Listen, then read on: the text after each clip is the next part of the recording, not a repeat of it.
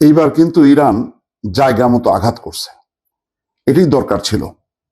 আজকে সকাল থেকেই কিন্তু খবর যে নেতানিয়াহু নাই হয়ে গেছে, কিন্তু ইরানের যে খবর তাতে বলা হচ্ছে নেতানিয়াহুর কার্যালয়ে ক্ষেপণাস্ত্র হামলার দাবি।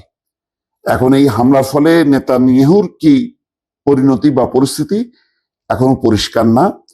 নেতানিয়াহু আজকে জনসমক্ষে আসেননি বা তার প্রকাশ্য কোনো তৎপরতা নেই বলে সম্ভবত এই গুঞ্জনটা মানে চাউর হয়েছে যে ওই হামলায় নেতানিয়াহু নাই হয়ে গেছে। দর্শক, কিন্তু বিষয়টা আবারও বলি আপনাদেরকে, এটা একটা প্রাথমিক ধারণা, কিন্তু এটা সত্য, এটা এখনো প্রতিষ্ঠিত হয়নি।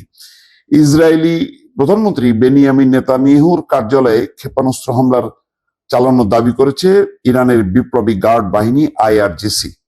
নেতানিয়াহুর কার্যালয় ছাড়াও ইসরায়েলি বিমান বাহিনী প্রধানের সদর দপ্তরকে লক্ষ্যবস্তু করেছে ইরান। সোমবার আইআরজিসির এক বিবৃতির বরাত দিয়ে ইরানের রাষ্ট্রায়ত্ত বার্তা সংস্থা ফার্স নিউজ এজেন্সির প্রতিবেদনে এই তথ্য জানানো হয়েছে।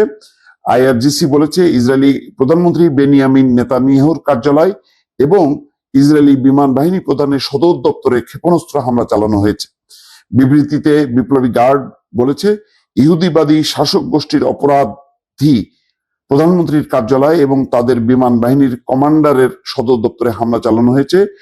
এই হামলায় ইরানের নিজস্ব প্রযুক্তিতে তৈরি খাইবার ক্ষেপণাস্ত্র ব্যবহার করা হয়েছে বলে জানিয়েছে আইআরজিসি। এর পরিণতি ফলাফলকে এখনো পরিষ্কার না।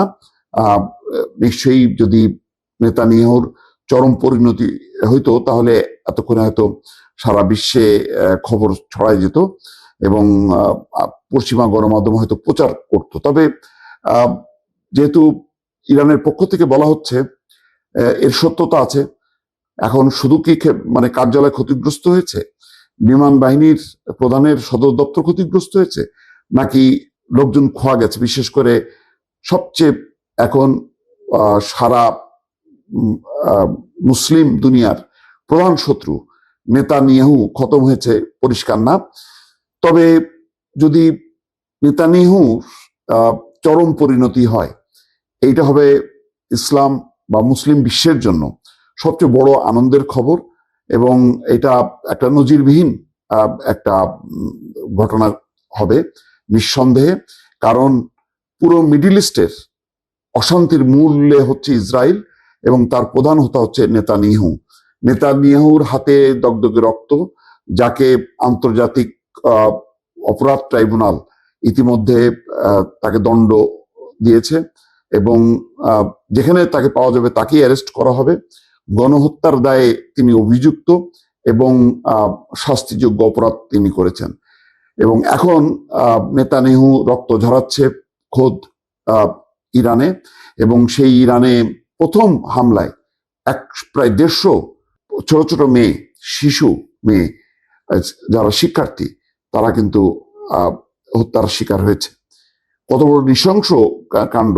এটা নিয়ে পশ্চিমা দুনিয়া চুপচাপ, ইসরায়েলও তারা বলছে যে তারা জানেই না এরকম ঘটনা ঘটেছে, অথচ 150 স্কুল ছাত্রী, একেবারে শিশু, তারা নিহত হয়েছে। যাই হোক, এখন এই ঘটনায় অন্তত নেতানিয়াহুর যদি চরম পরিণতি হয় তাহলে একটা বড় ধরনের সান্ত্বনা এবং মুসলিম দুনিয়া উজ্জীবিত হবে।